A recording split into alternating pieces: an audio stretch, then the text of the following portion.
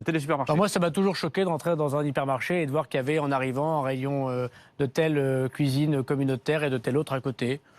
Voilà. En tout cas, moi, c'est mon opinion. C'est comme ça que ça commence, ce communautarisme. Voilà, je pense. Mais attendez, c'est votre opinion. Est-ce que ça veut dire qu'il faudrait aller plus loin, que vous voudriez Non. voir ces choses-là disparaître?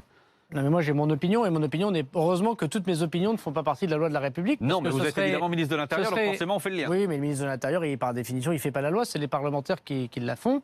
Et moi, je pense que le capitalisme français, le capitalisme mondial, a une responsabilité. Quand on vend des vêtements communautaires, Mhm. peut-être qu'on a une petite responsabilité dans le communautarisme.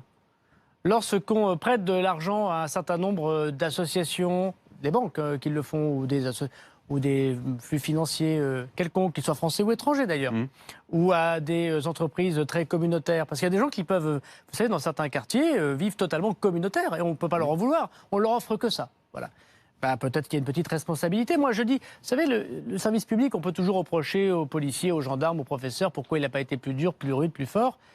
Il y a dans la société civile des gens qui aussi doivent comprendre que c'est pas parce qu'on a des parts de marché en flattant quelques bas instincts qu'on a rendu service au bien commun. Et donc j'appelle effectivement, très modestement, les chefs d'entreprise à se rendre compte qu'aussi, eux, peuvent contribuer à la paix publique et au fait qu'on peut lutter contre le séparatisme. Mais juste une chose, on pense à ceux qui nous regardent et qui mangent halal, kasher, etc. Il faut évidemment qu'ils fassent leurs courses. Mais c'est c'est leur responsabilité la plus stricte. Qu'on aille dans un hypermarché kasher ou halal pour acheter des produits, chacun peut le faire. Où est le problème? Je dis juste que des grandes entreprises françaises qui ont organisé parfois, on va dire, le marketing direct, on va dire ça comme ça, à mon avis, ils n'ont pas parlé à un type de population parce qu'ils avaient envie d'offrir à cette population telle ou telle consommation tout à fait respectable, mais parce qu'ils ont eu envie de gagner de l'argent sur le communautarisme. Et moi, personnellement, ça me choque.